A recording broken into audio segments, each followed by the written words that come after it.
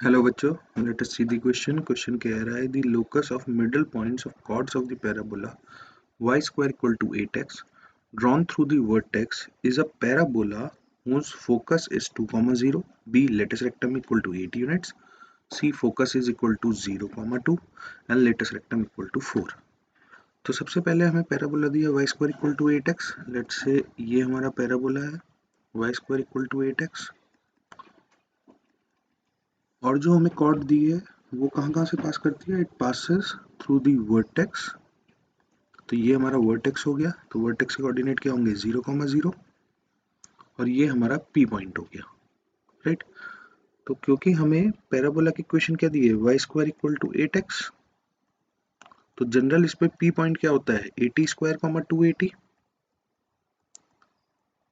और यहाँ पे अगर हम देखें तो a कितना है 4 इंटू 2 इंटू एक्स, ए हमारा 2 है, तो ये क्या हो जाएगा 2t स्क्वायर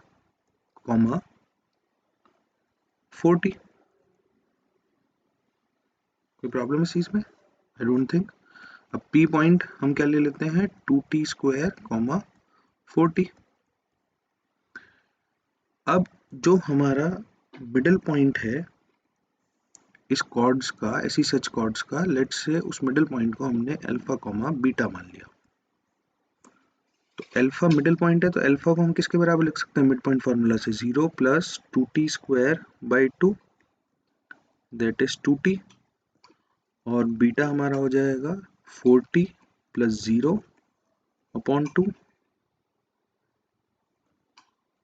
तो this will be equal to 40 plus 0 upon 2 will be 2t। Sorry, ऊपर हमसे कुछ गलती हुई है, 0 plus 2t square by 2 it will be t square. इसको रब कर देते हैं।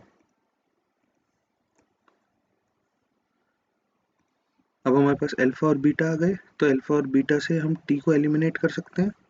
तो t को एलिमिनेट करना है तो alpha is equal to T square की जगह t की वैल्यू बीटा के टर्म्स में लिखते हैं, तो क्या लिख सकते हैं t को बीटा बाई 2 का होल स्क्वायर। तो this implies beta square will be equal to 4 alpha. अब अल्फा और बीटा को एक्स और वाई से रिप्लेस अगर हम कर दें तो ये हमारी इक्वेशन क्या बन जाएगी Y square is equal to 4x। तो अगर हम देखें तो Y square equal to 4x, इसका लेटेस्ट रेक्टम की वैल्यू कितनी होती है, latus rectum is equal to 4 units. तो इसका मतलब D option will be the correct answer. और फोकस होता है हमारा a, 0, ठीक है।